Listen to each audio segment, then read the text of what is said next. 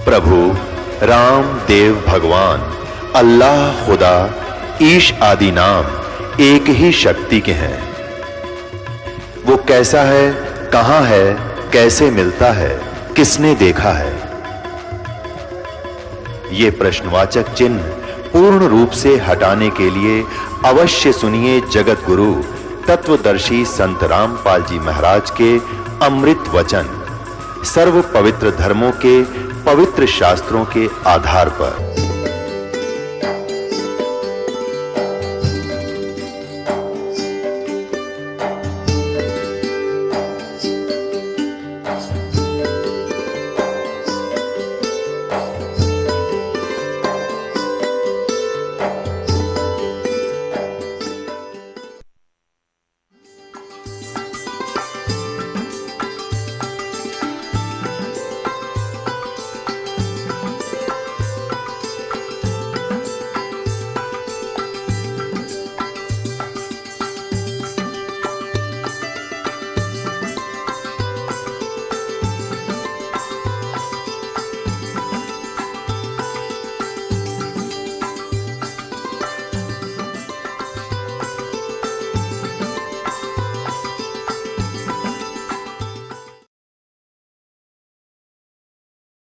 परम पिता परमात्मा पूर्ण ब्रह्म सारी सृष्टि के रचनहार कबीर देव, कबीर साहब, कबीर परमेश्वर,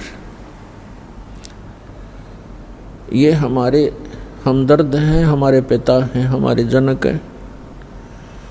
चींटी से लेकर हाथी के, रंग से लेकर राजा के, और देव से लेकर महादेव और इंद्र, सुरपति इंद्र तक के वही जनक हैं। दुर्गा देवी और ज्योति निरंजन ब्रह्म सरपुरुष और अक्षर पुरुष के भी जनक वही हैं। अक्षर पुरुष की उत्पत्ति भले ही अचिंत से हुई है, अचिंत भी उसी परमात्मा कबीर साहब का पुत्र है। उनका ही दिया वचन से अक्षर पुरुष की उत्पत्ति अचिंत के माध्यम से हुई थी। तो पुण्यात्माओं, आप जिस लोक में रह रहे हो ये लोक ठीक नहीं, ये महागंदा स्थान है और यहां कोई ना रहा ना रहेगा। परमात्मा स्वयं आते हैं इस काल के जाल को समाप्त करने के लिए, अज्ञान हटाने के लिए, और हमें अपना निज स्थान बताने के लिए, जहाँ हम पहले रहा करते थे, जहाँ कोई दुख नहीं था। यहाँ काल भगवान ने हमारे को इस 5 तत्वों की कैद में बेड़ी लगा रखी है, रोक रखे हैं इस बॉडी में। कोई गधे की बॉडी में, कोई सूअर के पिंजरे में, कोई मानव के पिंजरे में। ये जीव इस शरीर रूपी पिंजरे में और 21 ब्रह्मांड रूपी कैद में रोक रखा है। यहाँ कोई सुखी नहीं है। यहाँ के प्रबंधक भी सुखी नहीं है, जो ब्रह्मा विष्णु महेश 3 व्यवस्थक बताए जाते हैं।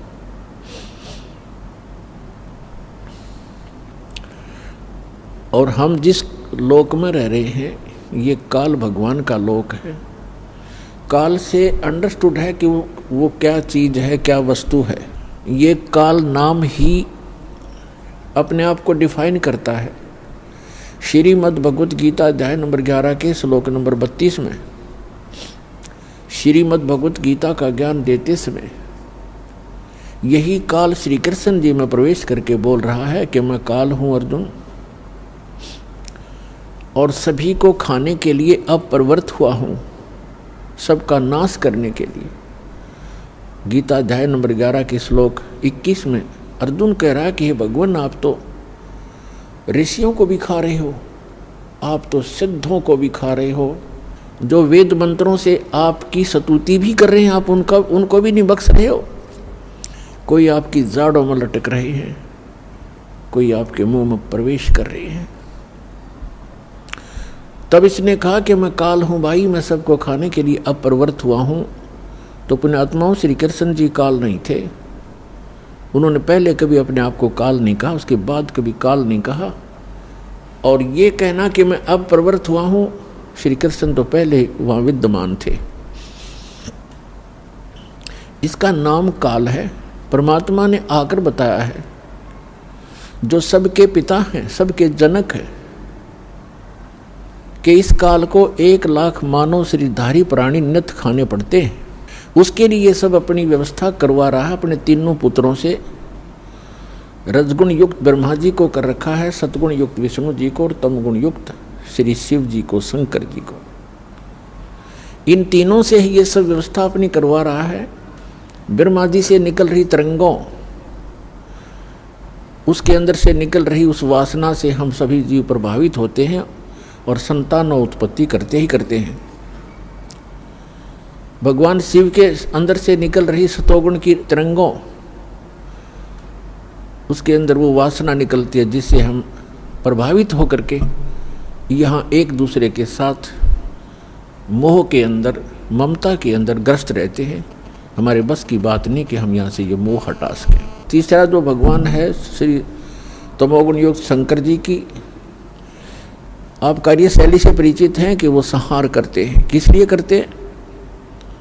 जब पैदा हुए हैं तो मारने की क्या आवश्यकता है? पैदा किए हैं तो उनको मारा क्यों जाता है? हमारी बुद्धि काम करना बंद कर गई क्योंकि हमने ये प्रोसेस फाइनल मान लिया और कोई विकल्प नहीं। तो परमेश्वर ने आके बताया कि तीनों भगवान भले ही अपने अपने स्थानों पर रहते हैं, आपके प्रभु श्री विष्णु, श्री ब्रह्मा जी श्री रजोगुण युक्त, श्री विष्णु जी सतोगुण युक्त और श्री शंकर जी तमोगुण युक्त, ये अपनी अपनी राजधानी, इनके द्वीप हैं, नगरी हैं, ऊपर लोक है, शिवपुरी है, विष्णु लोक है, विष्णुपुरी है, ब्रह्मापुरी है। ये वहाँ रहते हैं, लेकिन उनकी जो उनके अंदर से निकल रहे गुणों की, जो गुणों का प्रभाव है, जो वासना है, जो उनके अंदर से निकल रही रेंज है, वो रेंज है उनकी, इन 3 लोकों पर उनकी रेंज है, पृथ्वी लोक, पाताल लोक और स्वर्ग लोक। तो वहीं से वो प्रभावित कर रहे हैं यहाँ पर सबको। जैसे एक मकान के अंदर दूसरे कक्षों में व्यक्ति बैठे होते हैं और रसोई के अंदर मिर्चों का छौंक लगता है, तो अन्य कक्षों में बैठे हुए व्यक्ति भी प्रभावित होते हैं, जबकि वो स्थूल साकार वस्तु रसोई के अंदर है मिर्च, उसके गुण ने वहाँ प्रभावित किया और उनको छींकें आने लगी। उनके बस की बात नहीं कि उन छींकों को वो रोक सके किसी कीमत में। ठीक इसी प्रकार ये तीनों काल के पुत्र श्री ब्रह्मा जी, श्री विष्णु जी, श्री शिव जी भले ही हमसे दूर बैठे हैं, उनके अंदर से निकल रही जो उनके महक है, उनके अंदर से जो गंध है, वो हमें यहाँ पर भी प्रभावित कर रही है, जिस कारण से हम संतान उत्पत्ति करते हैं। फिर मोह ममता, संपत्ति में मोह, माता पिता के अंदर ममता, बच्चों के अंदर हमारा राग, ये जीव के बस का नहीं। और मृत्यु हमारे बस नहीं, क्योंकि ये भगवान शिव का डिपार्टमेंट है, जो काल भगवान ने इनको सेवा दे रखी है। अब नौकर, जैसे कोई कसाई का नौकर है, अब वो नौकरों की क्या पार बसाएगी कि वो कहेगा जिसको कि इतने बकरे ला के इस बाड़े में मेरे इस स्टॉक में ला के छोड़ दे, वो लाएगा। और दूसरे नौकर की सेवा लगा रखी है कि इन सब बकरों को तू इनकी सेवा कर, इनको चरा, जल पिला, गर्मी सर्दी से बचा, यहाँ रख, पालन कर इनका, वो करेगा ही करेगा। और तीसरे नौकर की उसने ड्यूटी लगा रखी है कि तू मुझे जितने आवश्यक हो निकाल के यहाँ ला, इनको काट और सप्लाई करो। तो उनके बस की बात नहीं है, वो कितने नेक व्यक्ति हों वो तीनों नौकर, लेकिन वो अपनी ड्यूटी को करनी ही पड़ेगी। इसी प्रकार ये तीनों देवता इस काल कसाई के, काल भगवान के पुत्र और साथ में नौकर हैं, व्यवस्थक हैं, प्रबंधक हैं। और पुण्यात्माओं,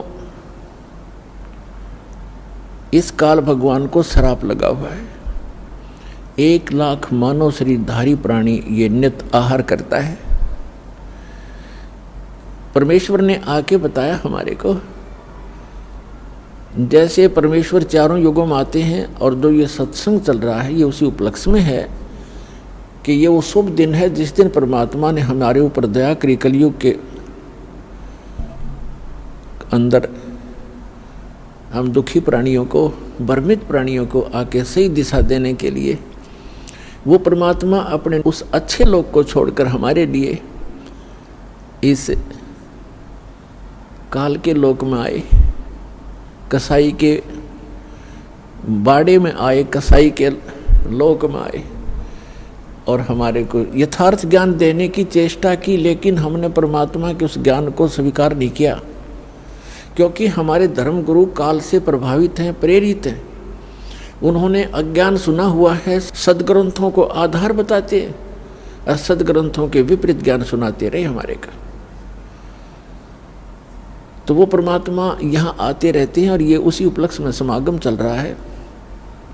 सतगुरु आए दया करी, ऐसे दीन दयाल, बंदी छोड़ वृद्धतास कहा, जठरगनी प्रतिपाल। सतगुरु आए दया करी, परमात्मा सतगुरु रूप में आए, हमारे ऊपर मेहर करी। ऐसे दीन दयाल, हमने कैसी भयंकर गलती कर रखी है पुण्यात्माओं, लेकिन ये दयालु गणे हैं। हम भरी थाली का ठोकर मार के आए हो आप, हम सभी नालायक हैं हम। वहाँ में सर्व सुख प्राप्त थे सतलोक में, आपको सर्व सुख सुविधाएं थी, विमान था प्रत्येक का अलग अलग, वहाँ पर हर प्रकार की सुविधाएं थी। सदाबहार वृक्ष हैं, झरने बह रहे हैं, कोई गर्मी और सर्दी नहीं है, सुंदर शरीर, युवा शरीर रहता है, गर्मी सर्दी मच्छर माखी कुछ नहीं, किसी चीज़ का अभाव नहीं, कोई दुर्घटना नहीं। हम उस स्वच्छ लोक ने, ऐसे सत्य लोक ने, सच्चे लोक को, सर्व सुख संपन्न लोक को छोड़कर इस काल के साथ यहाँ धक्के खाने आ गए। और आज हमारी क्या दुर्गति कर रखी है, कोई जीव सुखी नहीं। चाहे यहाँ प्रधानमंत्री बना बैठा हो, सारे हर समय उसकी चिंता खत्म नहीं होती, टेंशन ग्रस्त रहता है। तो खा का ये जीवन, कहाँ जी रहे हम, कहाँ रह रहे हैं। सतगुरु आए दया करी, ऐसे दीन दयाल, और बंदी छोड़ वृद्धतास का, जठरग्नि प्रतिपाल। बंदी छोड़ माने इस काल के की बंद से हम बंदी हैं, कैदी हैं, काल के कैदी हैं, और हम कर्मानुसार अपने दुख या भोग रहे हैं, क्योंकि कैद में किए हुए कर्म का ही दंड भोग रहा होता है। तो समर्थ आकर के हमें काल के जाल से छुड़वाकर सतलोक ले जाते हैं, अमरलोक ले जाते हैं। इसलिए वो बंदी छोड़ खाते हैं। अमर करूं सतलोक पठाऊं, ताते बंदी छोड़ कहाऊं। कहते हैं अमर करूं, सदा के लिए ऐसे स्थान पर भेज दूंगा तुम्हें जहां आपकी कभी मृत्यु नहीं होगी। गीता अध्याय नंबर 15 के श्लोक नंबर 1 से 4 में प्रमाण है कि उल्टा लटका हुआ पीपल संसार रूपी वृक्ष समझो, इसके ऊपर को मूल है, नीचे को तीनों गुण रजगुण ब्रह्मा सगुण विष्णु रूपी शाखाएं हैं। और जो संत इसके सभी विभाग बता देता है अलग अलग करके, स वेदविद, वो वेद के तात्पर्य को जानने वाला है, वो तत्वदर्शी संत है। और ये भूमिका परमात्मा ही कर सकता है तत्वदर्शी संत की, और कर नहीं सकते। तत्व का अर्थ है पूर्ण रूप से सत्य ज्ञान आधार से जो ज्ञान प्रचार करता है वो तत्वदर्शी होता है। यहाँ के ब्रह्मा जी को मालूम नहीं, कहता है मैं पता नहीं कहाँ से उत्पन्न हो गया और कौन मेरे जनक हैं। तो ब्रह्मा जी से ही ज्ञान आगे सबको प्राप्त है, इंक्लूडिंग विष्णु और शिव जी तक, उसी से ज्ञान प्राप्त है। तो उसके बाद कितने ऋषि महर्षि अपनी चतुरता दिखाते रहे, वो तत्वदर्शी कैसे हो सकते हैं? वो परमात्मा की एक प्रश्न का उत्तर नहीं दे पाए आज तक। सतयुग से लेकर कलयुग तक परमात्मा चारों युगों में आते रहे और यहाँ ज्ञान प्रचार करते रहे। प्रश्न किया करते हमारे धर्मगुरुओं से कि कौन ब्रह्मा का पिता है, कौन विष्णु की माँ और शंकर का दादा कौन है, हमको पंडित जी दो बताओ। ये ज्ञान का उत्तर ना दे करके उनके साथ झगड़ा ठाना करते थे। और इनको अजर व अमर अविनाशी, इनका कोई जनक नहीं, सर्वेश्वर है, महेश्वर है, कालज्य है, मृत्युंजय है, ऐसे कहकर ये हमें भ्रमित किया करते थे। तो परमात्मा हमारे को यहाँ से काल के जाल से निकालने के लिए आते हैं। कहते हैं अमर करूं सतलोक पठाऊं, ताते बंदी छोड़ कहाऊं।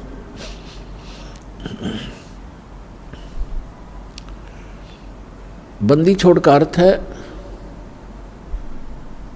कर्मों के बंधन से हम यहाँ बंधे हुए हैं। हमारे इन बंधन को काटकर भगवान हमें मुक्त कराता है। तो तत्वदर्शी संत की भूमिका करने के लिए वो परमात्मा स्वयं ही आते हैं। और गरीबदास जी कहते हैं सतगुरु आए दया करी ऐसे दीन दयाल, बंदी छोड़ वृद्ध तास का जठ अग्नि प्रतिपाल। तो गीता अध्याय नंबर 15 के श्लोक नंबर 1 से 4 में ये स्पष्ट किया परमात्मा ने बताया है कि सभी विभाग बताए संसार रूपी वृक्ष के कि अक्षर पुरुष एक पेड़ है, सरपुरुष वा की डार, इसको निरंजन ज्योति निरंजन भी कहते हैं। अक्षर पुरुष एक पेड़ है, सरपुरुष वा की डार और तीनों देवा शाखा हैं, ये पात रूप संसार। जैसे पेड़ कौन सा होता है जो पृथ्वी से बाहर दिखाई देता है, अंदर का जो जड़ें होती हैं, मूल हैं, वो गुप्त होती हैं, प्रोक्ष होती हैं, वो अव्यक्त होती हैं, वो दिखाई नहीं देती। तो मूल स्वयं परमात्मा ही थे कबीर भगवान, अमर पुरुष, सत्य पुरुष, परम अक्षर ब्रह्म है वो। और उसके बाहर जो दिखाई देता उसके विषय में उन्होंने बताया कि अक्षर पुरुष ये तना समझो, और सरपुरुष वा की डार जो मोटी डार निकलती है उसको ब्रह्म समझो, और तीनों देवा शाखा हैं, उस शाखा उस डार के आगे 3 शाखा समझो, ये रजगुण ब्रह्मा सदगुण विष्णु तब गुण शिव जी जानो। एक बार चित्र को देख लीजिए फिर आसानी से समझ पाओगे। ये देखिएगा यहाँ से, ये एक पेड़ है, पूरा पूरा देखो इसको। परमात्मा ने बताया था अक्षर पुरुष एक पेड़ है, ये समझो। ये पृथ्वी से बाहर जो दिखाई देता है इसके विषय में परमात्मा ने जानकारी दी है कि अक्षर पुरुष ये तना जो है ये तो अक्षर पुरुष है, और सरपुरुष वा की डार और तीनों देवा शाखा है, ये हम यहाँ हैं, ये पात रूप संसार। अब जड़ कौन है ये बताने के लिए इस दास को भेजा है कि ये परम अक्षर ब्रह्म है जो सबका पालन करता है, जो गुप्त है, प्रोक्ष है, पृथ्वी के अंदर समझो। यानी ऊपर के लोक हैं, सतलोक, अलखलोक, अगमलोक, अकह लोक, ये इससे ऊपर का पोर्शन नीचे का। और ये है कौन? अनंत कोट ब्रह्मांड का एक रति नहीं भारे, सतगुरु पुरुष कबीरे हैं ये कुल के सिरजनहारे। हम सुल्तानी नानक तारे दादू को उपदेश दिया, जात जुलाहा भेद न पाया ये काशी माहे कबीर हुआ। तो ये है वो संसार रूपी वृक्ष। श्रीमद् भगवद गीता अध्याय नंबर 15 के श्लोक 1 से 4 का ये वर्णन है, ये निष्कर्ष है इसका कि उल्टा लटका हुआ संसार रूपी वृक्ष है अर्जुन। ऊपर को जड़, नीचे को शाखा। गीता ज्ञानदाता ने केवल इतनी जानकारी दी है, ऊपर को जड़ और नीचे को तीनों गुण रूपी शाखा वाला ये एक संसार रूपी वृक्ष है, पीपल का समझो, अविनाशी वृक्ष है। और जो इसके सभी पार्ट्स ऊर्ध्व मूलम अध शाखम अश्वत्थम प्राहु अव्यम छंदासी यस्य पर्णानि ये तम वेद स वेदवित। इसके सभी छंद, सभी विभाग जो जानता है पत्तों समेत, इसके सब छंद हैं। ऊपर को जड़ और नीचे को शाखा वाला ये संसार रूपी पीपल का अविनाशी वृक्ष समझो। और इसके पत्ते आदि सभी छंद हैं। और जो इन सभी विभागों को जानता है, सब न्यारे न्यारे बताता है, स वेदवित व तत्वदर्शी संत है। तो श्रीमद् भगवद गीता के इस अध्याय 15 के श्लोक 1 में जो वर्णन है कि वो वेदवित, वो तत्वदर्शी संत सतगुरु होगा, वो कौन है? जिसने ये वाणी बोली है अपने सुख संवेद में, सच्चिदानंद घन ब्रह्म ने उस तत्व ज्ञान में बोला है। तो वो सतगुरु भी वही हैं। तुम साहेब तुम संत हो, तुम सतगुरु तुम हंस, गरीब दास तुम्हारे रूप बिना और न दूजा अंश। तुम साहेब तुम संत हो और तुम ही सतगुरु, सच्चा ज्ञान देने वाले अध्यात्म मार्ग का या सर्व ज्ञान, और आप ही हंस हो, तुम ही सच्चे भक्त रूप में भी आप ही एक भूमिका करें। तो यहाँ बताया है कि उस परमेश्वर ने बताया अक्षर पुरुष एक पेड़ है, सरपुरुष वा की डार, और तीनों देवा शाखा हैं ये पात रूप संसार। श्रीमद् भगवद गीता अध्याय नंबर 15 के श्लोक नंबर 1 से 4 का निष्कर्ष है कि ये ऊपर को जड़ और नीचे को तीनों गुण रूपी शाखा वाला संसार रूपी पीपल का वृक्ष अविनाशी जानो, और जो संत इसके सभी विभागों को जानता है वह तत्वदर्शी संत है और उसके पास तत्व ज्ञान है। श्रीमद् भगवद गीता अध्याय नंबर 4 के श्लोक 32 में स्पष्ट किया है कि परमात्मा ही सच्चिदानंद घन अपने मुख कमल से यथार्थ ज्ञान, तत्व ज्ञान बोलता है। जो परमेश्वर के मुख कमल से उच्चरित वाणी होती है वो तत्व ज्ञान है।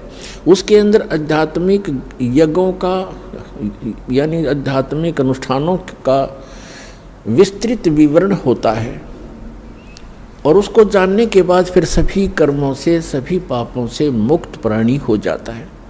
वो तत्व ज्ञान स्वयं परमात्मा अपने मुख कमल से, ब्रह्मणे मुखे, अपने मुख कमल से बोलकर वो वाणी उच्चारण करता हो। सच्चिदानंद घन ब्रह्म की वाणी में विस्तार से कहे गए हैं वो तत्व ज्ञान है। चौथे अध्याय के 34वें श्लोक में कहा है कि अर्जुन उस तत्व ज्ञान को जो गीता ज्ञान से अन्य है, उस तत्व ज्ञान को तत्वदर्शी संतों के पास जाकर समझ, उनको दंडवत प्रणाम करने से, कपट छोड़कर उनकी सेवा करने से, सरलतापूर्वक प्रसन्न करने से वो तत्वदर्शी संत तुझे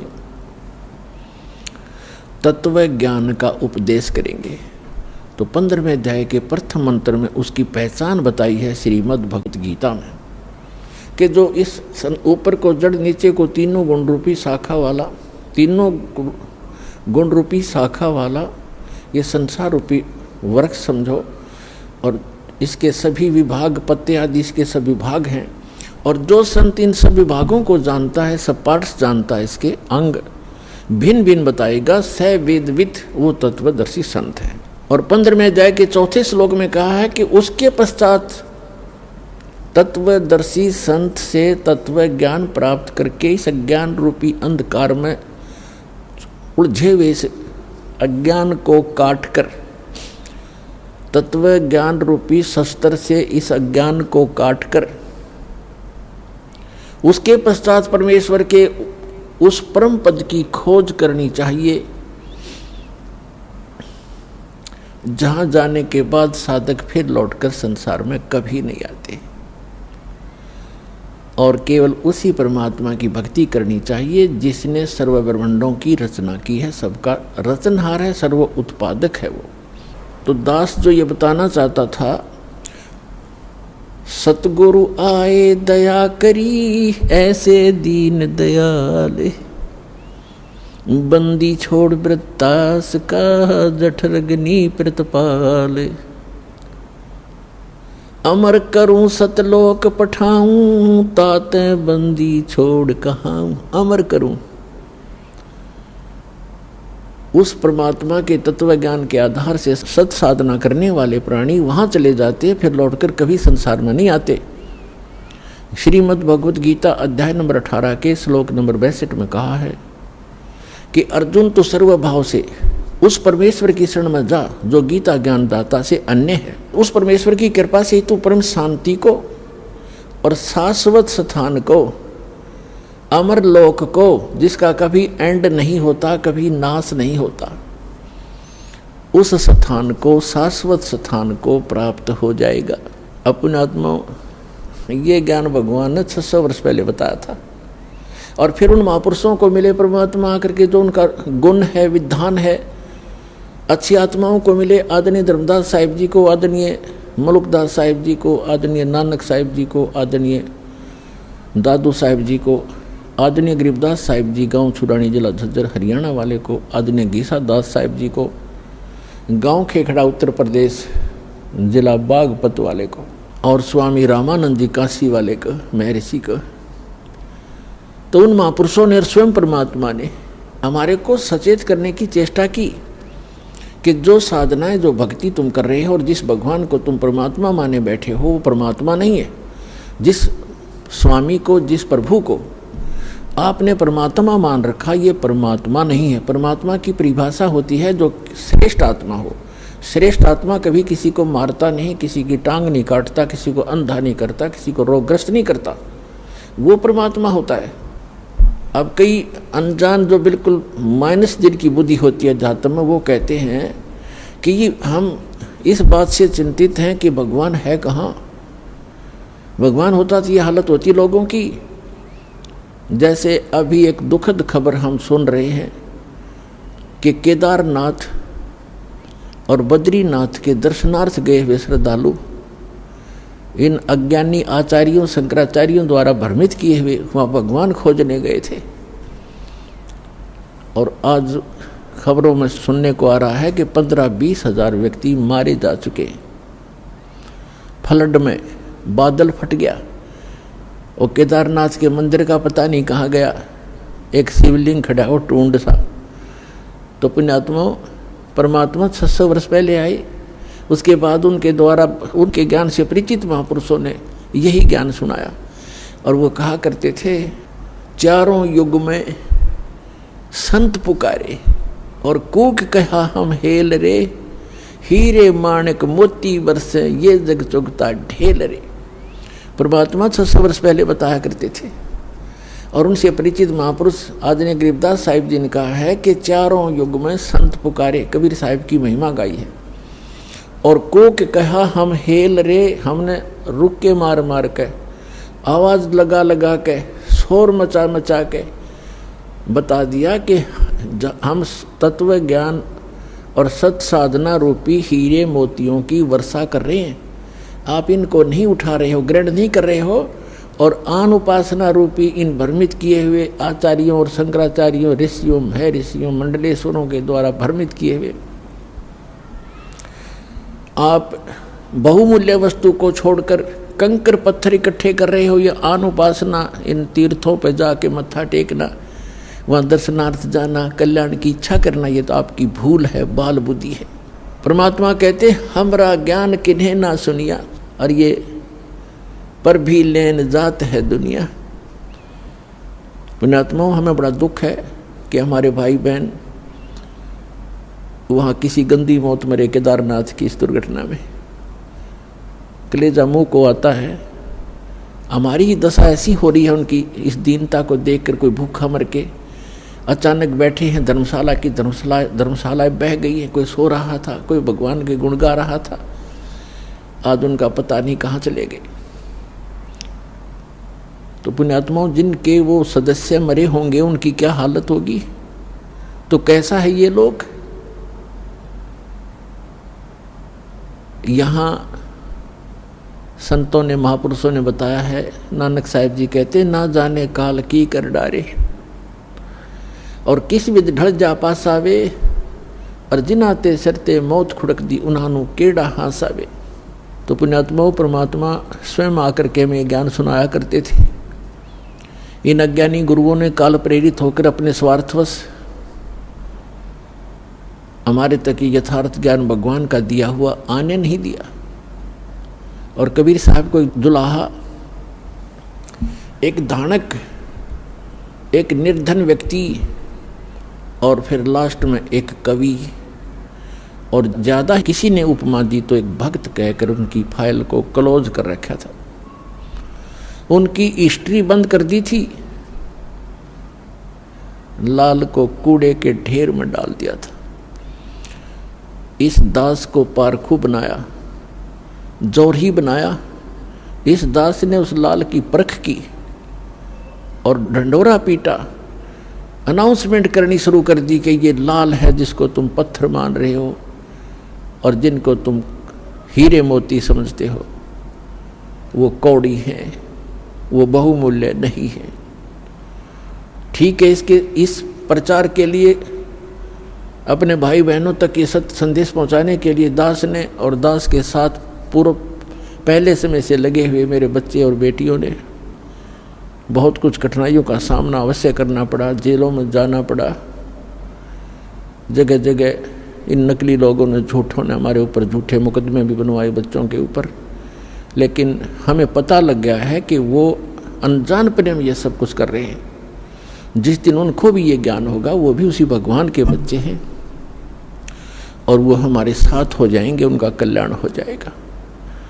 हमारा उद्देश्य किसी की भावनाओं को ठेस पहुंचाना नहीं, हमारा उद्देश्य उनको सही दिशा देना है कि जिससे आपका भी, आपके परिवार का भी, और आपके जो इस गलत साधना करके चले गए, मृत्यु को प्राप्त आज प्रेत पितर बने हुए, उनका भी उद्धार हो जाएगा इस साधना से, जो दास बताता है। अब जैसे भावनाओं को ठेस पहुंचाने की बात जो ये मूर्ख लोग करते हैं, जो स्वार्थी करते हैं, जनता को भ्रमित करते हैं कि हमारी भावनाओं को ठेस पहुंचा दिया, इन मंदिर, मस्जिदों, गुरुद्वारों और चर्चों की पूजा को ठीक नहीं बताया, मंदिरों में जाने को गलत बताते हैं, भगवान की मूर्ति पूजना, मूर्ति की पूजा गलत बताते हैं, केदारनाथ, अमरनाथ, इन धामों और तीर्थों पर जाने को गलत बताते हैं। ये हमारी भावनाओं को ठेस पहुंचाते हैं। पुण्यात्माओं, भावनाओं को ठेस नहीं पहुंचाया जाता यदि किसी के पास यथार्थ ज्ञान है और उस ज्ञान के आधार से कोई ज्ञान बताता है। वो तो ऐसा है जैसे बच्चे होते हैं, छोटे छोटे बच्चे, अग्नि जल रही होती है, आग जल रही है और बच्चा उस अग्नि के बलते हुए उस जल रही उस भट्ठी की तरफ चलता है और उसको कोई देख लेता है, बुद्धिमान व्यक्ति, कि ये बच्चे अग्नि की भट्ठी की तरफ जा रहे हैं और ये जल जाएंगे। उनको जाकर वो उठा लेता है और वो जाना चाहते हैं, उसको अच्छी वस्तु समझ के पकड़ना चाहते हैं और उसको उठा लेता है तो वो रोता भी है और कहता है मुझे छोड़ दे, इधर ही जाने दे। उसकी भावनाओं को वहाँ ठेस पहुँचाना अनिवार्य था। यदि उस भावनाओं को ठेस नहीं पहुँचाया जाता तो जल के मर जाता वो बालक। तो दास का प्रयत्न यही समझो कि यदि आप इसको भावनाओं को ठेस समझते हो तो ये इस प्रकार की भावनाओं को ठेस पहुँचाना दास की मजबूरी होगी, क्योंकि दास इस मार्ग से परिचित हो चुका है और जहाँ तक पार बसाओगी आपको वहाँ नहीं जलने दूंगा उस आग के अंदर। अपने आत्मा परमात्मा आकर बताया करते थे कि जिन धामों की आप पूजा करने जाते हो, इन धामों की कुछ कम से कम तुम स्थापना देखो कैसी हुई है। इन तीर्थों की ये स्थापना कैसी हुई, और फिर ध्यान से सोचो, विचार करो। आज बालक नहीं हो, आप शिक्षित हो, उनके इतिहास, उनकी जीवनी हमारे पास उपलब्ध है, उनको पुनः विचार करके ग्रहण करो, उनको त्याग दो। देखो जितने भी तीर्थ हैं, धाम हैं और जितने भी ये पवित्र स्थल हैं, आदरणीय हैं, ये आदरणीय यादगारें हैं, लेकिन वहाँ जाने से मोक्ष नहीं हो सकता। आपको बहुत बार बताया है, परमात्मा भी आकर स्वयं बताया करते थे और कहा करते थे कि इन धामों पर जाने से आपका मोक्ष नहीं, उल्टा पाप और जीवन पाप प्राप्त और जीवन नाशी आपका होता है। आपको एक झलक दिखाते हैं ये तीर्थ कैसे बने जहाँ हम पूजने जाते हैं। देखिएगा एक पुस्तक, ये पुस्तक है हिमालय तीर्थ, ये पुस्तक है हिमालय तीर्थ और ये हमारे शंकराचार्यों द्वारा दिए गए ज्ञान है, दिया गया ज्ञान है। ये है जेपी नबूरी, इसका प्रकाशक है। ये देखिएगा, हिमालय तीर्थ जेपी नबूरी, उप मुख्य कार्यकारी श्री बद्रीनाथ केदारनाथ मंदिर समिति, ट्रैक्स एंड टूर्स कलकत्ता, और ये यहाँ से छपे हैं। अब हम इसके आपको ये देखिएगा, उत्तराखंड के पंच केदार, ये पृष्ठ नंबर 17 है, यहाँ से हम प्रारंभ कर रहे हैं। ये 18 पृष्ठ है, यहाँ से हम ये 17 पृष्ठ है। उत्तराखंड के पंच केदार श्री केदारनाथ भारत के उत्तर नागाधिराज की सुर में उत्पत्तिका में स्थित केदार क्षेत्र प्राचीन काल से मानव मात्र के लिए पावन मोक्षदायक रहा है। इस क्षेत्र की प्राचीन एवं पौराणिक महत्व के संबंध में स्वयं भगवान शंकर ने स्कंद पुराण में माता पार्वती के प्रश्न का उत्तर अपने श्रीमुख से निम्न प्रकार दिया है। ठीक है। हे प्राणेश्वरी, यह क्षेत्र उतना ही प्राचीन है जितना कि मैं हूँ। मैंने इसी स्थान पर सृष्टि की रचना के लिए ब्रह्मा के रूप में परब्रह्म तत्व प्राप्त करके सृष्टि निर्माण का शुभारंभ किया। तभी से स्थान मेरा चिरप्रिय समान है। भगवान शंकर का सुप्रसिद्ध ज्योतिर्लिंग भारत के विख्यात 12 ज्योतिर्लिंगों में से 11वां ज्योतिर्लिंग है। सुदूर उच्च हिमालय में समुद्र तल से 11,750 फीट की ऊंचाई पर श्री नर और नारायण ऋषि द्वारा प्रतिष्ठित है। पुराणों के अनुसार इस पुण्य फलदायी ज्योतिर्लिंग की स्थापना के संबंध में इसका इस प्रकार वर्णन, अनंत रत्नों के जनक अतिशय पवित्र केदार नामक अत्यंत शोभा से युक्त शिखर पर पूर्व काल में महातपस्वी अपने आत्माओं ये तीर्थ और ये धाम कैसे बने हैं, इसकी थोड़ी सी झलक दिखाएंगे, फिर दास मौखिक सुनाएगा, वो अच्छा समझ में आएगा। अब देखिएगा, अब हम 18 पृष्ठ पर आगे 17 पर पढ़ लिया। यहाँ पर पीछे से हमने पढ़ा है,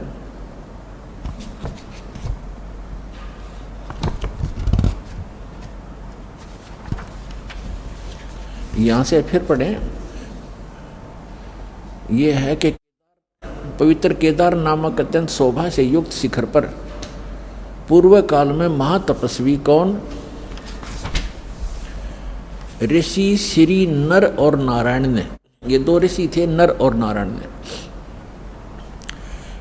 भगवान शिव को प्रसन्न करने के लिए बड़ी कठिन तपस्या की। इस तपस्या से तीनों लोकों में उनकी चर्चा होने लगी, जिसकी सभी लोकों में प्रशंसा होने लगी। फलस्वरूप भगवान शंकर भी नर नारायण की तपस्या से प्रसन्न हुए और उन्होंने प्रत्यक्ष प्रकट होकर ऋषियों को दर्शन दिए। दोनों ऋषियों ने भगवान भोलेनाथ के दर्शन किए। दर्शन से आनंद विभोर होकर स्तुतियों और मंत्रों से उनकी पूजा अर्चना की। भगवान शिव ने अत्यंत प्रसन्न होकर उनसे वर मांगने को कहा। भगवान शंकर की यह बात सुनकर उन दोनों ऋषियों ने देवादिदेव महादेव से प्रार्थना की, यहाँ हे प्रभु, यदि आप प्रसन्न हैं और वर देना चाहते हैं तो अपने इसी स्वरूप में जगत कल्याण एवं हमारी पूजा प्राप्त करने हेतु यहाँ स्थित होवें, ताकि जगत का महान उपकार एवं भक्तों के मनोरथ आपके दर्शनों से परिपूर्ण हों। इस प्रकार भगवान शंकर नर नारायण की भक्ति से प्रसन्न होकर वहाँ स्थित हुए। देवादिदेव महादेव, यदि आप हम पर प्रसन्न हों तो भक्तों के कल्याण हेतु आप सदा सदा के लिए अपने स्वरूप से इस स्थान पर स्थापित करने की कृपा करें। अपने स्वरूप को यहाँ स्थापित करने की कृपा करें। यहाँ आकर आपका दर्शन पूजन करने वाले मनुष्यों को आपकी अविनाशी भक्ति प्राप्त होगी। ऋषियों की प्रार्थना सुनकर भगवान शिव ने ज्योतिर्लिंग के रूप में वहाँ यह वास करना स्वीकार कर लिया। भगवान शिव से वर मांगते हुए नर और नारायण ऋषियों ने इस ज्योतिर्लिंग और इस पवित्र स्थान के विषय में जो कुछ कहा है वह अक्षर से सत्य है। इस ज्योतिर्लिंग के दर्शन, पूजन तथा यहाँ स्नान आदि करने से भक्तों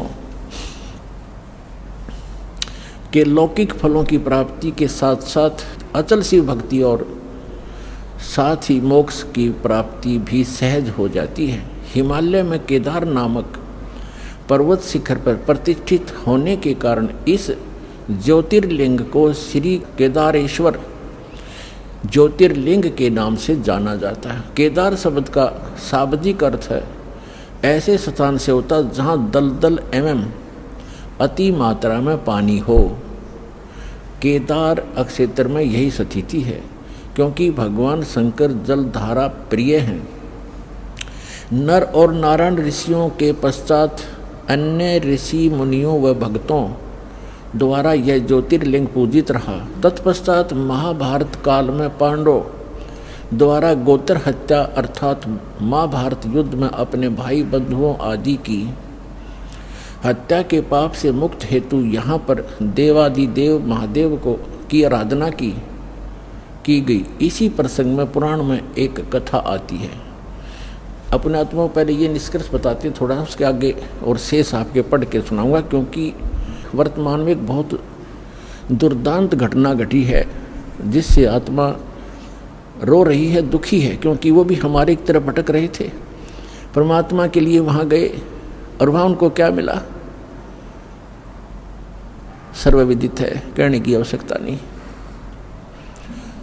अब क्या बता रहे हैं कि नर और नारायण नाम के दो ऋषि वहाँ तपस्या करा करते उस दलदल में। केदार माने दलदल, और उनकी तपस्या से प्रसन्न होकर भगवान शिव आगे। तो पुण्यात्माओं, भगवान शिव कौन आगे?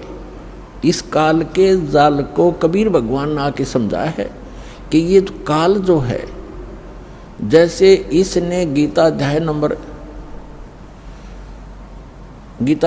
4 के श्लोक नंबर 5 और 9 में कहा कि अर्जुन, मेरे और तेरे बहुत जन्म हो लिए, तू नहीं जानता मैं जानता हूँ, मेरे जन्म और कर्म अलौकिक हैं।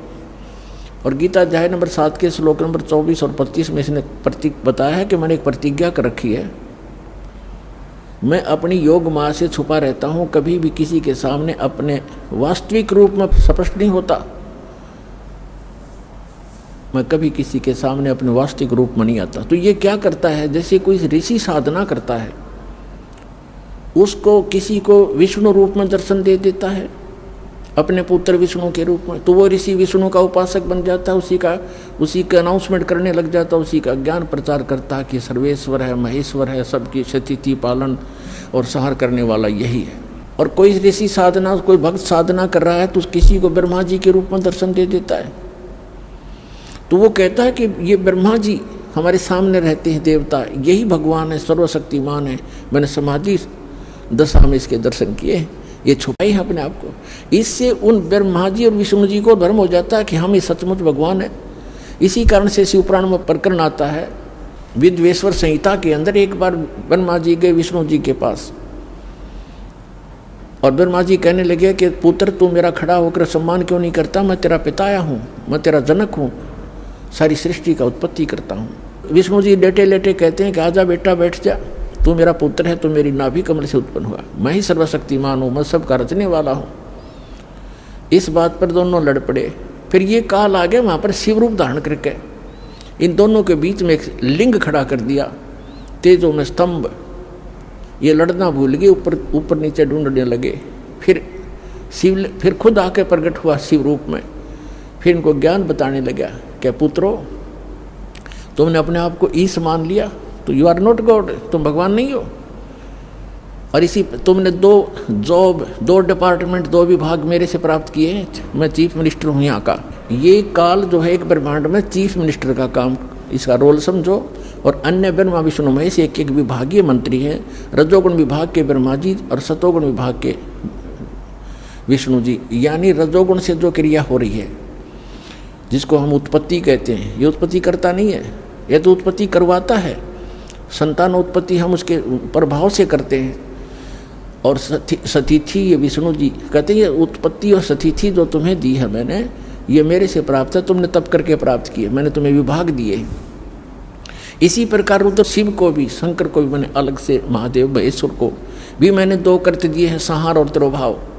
और बोलने वाला 5वां ये काल है, ये कभी अपने वास्तविक रूप में नहीं आता, ऐसे कभी विष्णु के रूप में, कभी शिव के रूप में, कभी ब्रह्मा जी के रूप में आता है। तो इसके जाल को समझने के लिए परमात्मा ने कथा सुनाई अपनी प्यारी आत्मा धर्मदास जी को, जो धर्मदास जी ने कबीर सागर में लिपिबद्ध की, कि परमात्मा ने कहा कि ये गलतियां करके आत्मा यहाँ आ गई इस काल के साथ, इसके 21 ब्रह्मांड वाले विमान में बैठ के, और इसने यहाँ इनको इतना दुखी कर दिया। फिर ये चिल्लाने लगी, हे भगवान हमें सुख दे, हे भगवान हमें सुख दे, हम हाहाकार मच गई। तब परमात्मा कहते मैं आया, अपने ही पुत्र जोगजीत का रूप बना करके मैं वहाँ आके खड़ा होगा जहाँ तपस्या के ऊपर 1 लाख मानव शरीरधारी प्राणियों को ये नित्य खाता है, आहार करता है। और मेरे वहाँ आने से उस तपस्या की जलन बंद हो गई। वह आग जो कि तो गर्म ऐसे की ऐसी है, वो तपस्या, वो तई, वो बड़ी जो तवा होता है जिस पे उनको भूना जा रहा था, लेकिन उनको उन परमात्मा की कृपा से उस पर उपस्थित जितने भी 1 लाख जीव थे मनुष्यधारी जो वहाँ गई थी, उनकी आत्मा, उनको कष्ट बंद हो गया, उसका ताप बंद हो गया, तपत। तब उन्होंने ऊपर में उठाकर देखा कि भगवान हम कौन से दुख, कौन से पाप का यहाँ कष्ट भोग रहे हैं। तब परमात्मा ने कहा कि ये इस लोक, तुम्हारे इस लोक के पाप का दंड नहीं तुम्हें, ये दंड है, तुमने सतलोक में ये पाप कराया था। परमात्मा को छोड़कर तुम, परमात्मा अपने को छुपा कर कह रहे हैं कि तुम भगवान को छोड़कर वहाँ सर्व सुख संपन्न था, प्राप्त थी, आपकी कभी मृत्यु नहीं होती थी, कोई कष्ट नहीं था, उसको छोड़कर तुम इस काल के लोक में आ गए। यहाँ पर आज जिस कार को, जिसको ठीक हो, जिस बंगले को, जिस बेटा और बेटी को आप अपना मानते थे, क्या तुम्हारे साथ आया कोई? अपनी आत्मा वहाँ तो सारी समझ में आ जाती है कि हाँ कुछ नहीं आया जी। फिर और तुम मरते थे, ये मेरा बेटा है, ये मेरी बेटी है, ये मेरा कार है, ये कोठी है, और भक्ति करते थे तो गलत कर रहे थे। हम प्रत्येक युग में जाते रहते हैं पर तुम सुनते नहीं। तब परमात्मा ने कहा कि हमसे गलत, वो कहने लगे सभी भगवान हमसे गलती होगी, मैं माफ़ करो। कहते ऐसे माफ़ नहीं होगी। जब तुम जाए धरो जग तन देहा, तब तुम करना मम सत शब्द स्नेहा। जब कोई मेरा संत मेरी महिमा गाता हुआ तुम्हें मिल जाए और तुम्हें मानव शरीर प्राप्त हो, तुम तुरंत ग्रहण कर लेना और फिर तुम उस सत भक्ति करके यहाँ उस लोक में चले जाओगे। अमर करूँ सतलोक पठाऊं, ताते बंदी छोड़ कहां। इतने में वो काल आ जाता है। प्रतिदिन उसने टाइम फिक्स कर रखा है, इतने समय के बाद ये सभी आत्माएं उसके तपस्या पर भुन कर उनके अंदर से जो गंध वो निकालता है, वो निकल कर वो भाग ऊपर से उनको ऐसे उड़ा देता है, वो गंध रह जाता है। अब आप देखते हो यहाँ प्राणी गंदे पदार्थ तो बहुत आसानी से ग्रहण कर लेता खाने के लिए, पीने के लिए। शराब पीना, भांग पीना, सुल्फा पीना और तम्बाकू पीना और फिर मांस खाना, चटपटे अटपटे खाना, ये तो बहुत खुश होकर ग्रहण करता है। क्यों? क्योंकि ये चाहता है कि जितना ये गंद अटपट खाएंगे उतना ही के अंदर गंदी वासना ज़्यादा बनेगी, और तपस्या के ऊपर भूनने से वो सारी वासना वहाँ रह जाती है, और ये जीव वहाँ से कर्म ज्यों के त्यों रहते हैं, वो वापस आ जाता है, मरता नहीं। फिर अपने कर्मानुसार 84 लाख योनियों में किसी भी स्वरूप उसके कर्मानुसार वो जाए, उस योनि में वो चला जाता है। तो उसी समय वो काल आ जाता है, और काल ने देखा अपने बड़े भाई जोगजीत को, जिसने वहाँ से, जिस रूप में परमात्मा ने सतलोक से उसको निकाला था। जिन्होंने सृष्टि रचना पढ़ रखी है बच्चों, उनको खूब याद है। अब दास ज़्यादा हिंट देगा आज के सत्संग में। सृष्टि रचना कभी आपको बताएंगे, और आपको सीडी वगैरह बनाकर भी दे रखी है, वो भी देख सकते हो। और उसने सोचा, काल ने, इस ज्योत स्वरूपी निरंजन सरपुरुष ने के मन में आई कि जोगजीत कैसे आ गया, ये कोई परमपिता का कोई संदेश लेकर आया है, पहले इसे वो संदेश जानता हूँ, क्या आज्ञा लेकर आया है ये भगवान की, और फिर आज इसको कूटूंगा, पिटाई करूँगा इसको मारूंगा, खूब कूटूंगा, क्योंकि इसने मुझे वहाँ से मार कर निकाला था, मुझे ज़बरदस्ती निकाला था सतलोक से। तो मुझे परमात्मा बताते हैं कि धर्मदास, मुझे देखकर काल भयंकर हो गया, और पहले मुझसे कहा कि पहले जोगजीत कोई आज्ञा है भगवान की, परमात्मा की, पिता की, वह मुझे बता, और फिर जोगजीत तुझे छोड़ू नहीं गा, तूने मुझे वह मार कर निकाला था। तब परमेश्वर जो जोगजीत रूप में वहाँ उपस्थित थे, विराजमान थे, खड़े थे, विद्वान थे, परमेश्वर ने कहा धर्मदास, मैंने उनसे कहा, परमात्मा बता रहे हैं, धर्मदास जी लिख रहे हैं कि मैंने उससे कहा कि सुन ले आदेश परमपिता का कि ये भोली आत्मा तेरे साथ आ गई थी, इन्होंने तो गलती की सो की, पर तूने इनका कैसा सांग निकाल रखा है, कैसे कैर ढा रहा है इनके ऊपर, तू कोई गधा बना दिया, कोई गधी बनाई, कोई कुत्ता, कोई कुतिया, किसी का बेटा मर गया, किसी की बेटी मार रहा है, हाहाकार मचाए रखी। तो इसने कहा कि पिताजी ने मुझे श्राप दिया था, और जिस श्राप अनुसार मुझे भूख लगती है तो मैं तो इनको खाऊंगा, बनाऊंगा, पैदा भी करूंगा। परमात्मा ने कहा कि चल इन्हें गलती कर दी, तो खा भी रहा है, सारे काम कर रहा है, फिर इनके किसी का हाथ काटे, किसी की टांग कटे, कोई अंधा, कोई कैंसर से पीड़ित, ये जुल्म क्यों कर रहा था इनके ऊपर। तब इसने कहा कि मैं तो सत्य का राज करता हूँ, मैंने परमात्मा को वचन दे रखे हैं, और जैसे कर्म जो करेगा वैसे भोगेगा, मुझे इसमें कोई लेना देना नहीं है। पुण्यात्माओं, यहाँ की इस सारी व्यवस्था ऐसी है इस काल के लोक में।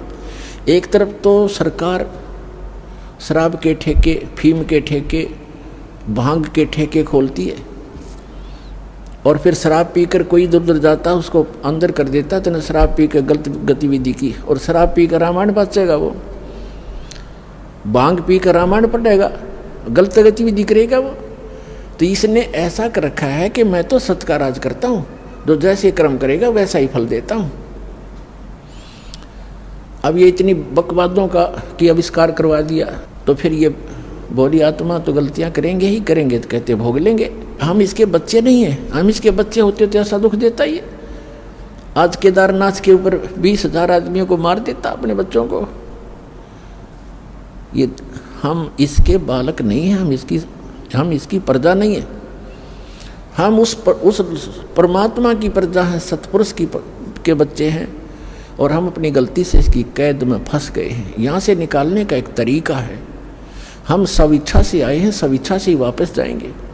जब हमारी यहाँ के लोक से, दुखों से इतना मन हट जाएगा, और वहाँ के सुख से हम इतने प्रभावित और प्रेरित हो जाएंगे, और फिर सब भक्ति करेंगे, तब हम वहाँ जा पाएंगे। इसलिए आपको सारा ज्ञान प्रमाण दिखाए जा रहे हैं, ताकि आपका यहाँ से मन हटे और भक्ति पर डटे, और फिर वहाँ चलेंगे हम। तब इसने कहा, परमात्मा ने कहा जोगजीत रूप में कि मैं नीचे जाऊँगा, परमात्मा ने भेजा हूँ, और वहाँ जाकर तेरे सारे जाल को समझाऊँगा,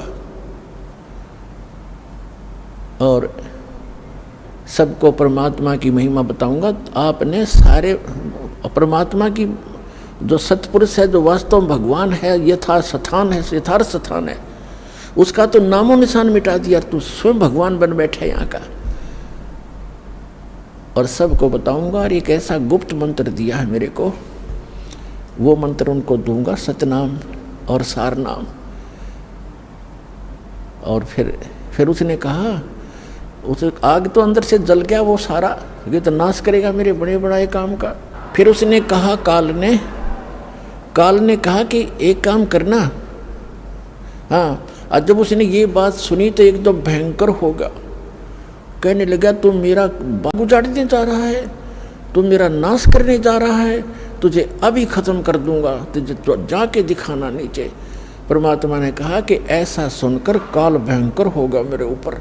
और धर्मदास ऐसे अटैक किया उसने, मेरे को बिल्कुल ख़त्म करने के लिए दौड़ के आया, और मैंने सतनाम का सुमन कर दिया, नाम का सुमन शुरू कर दिया।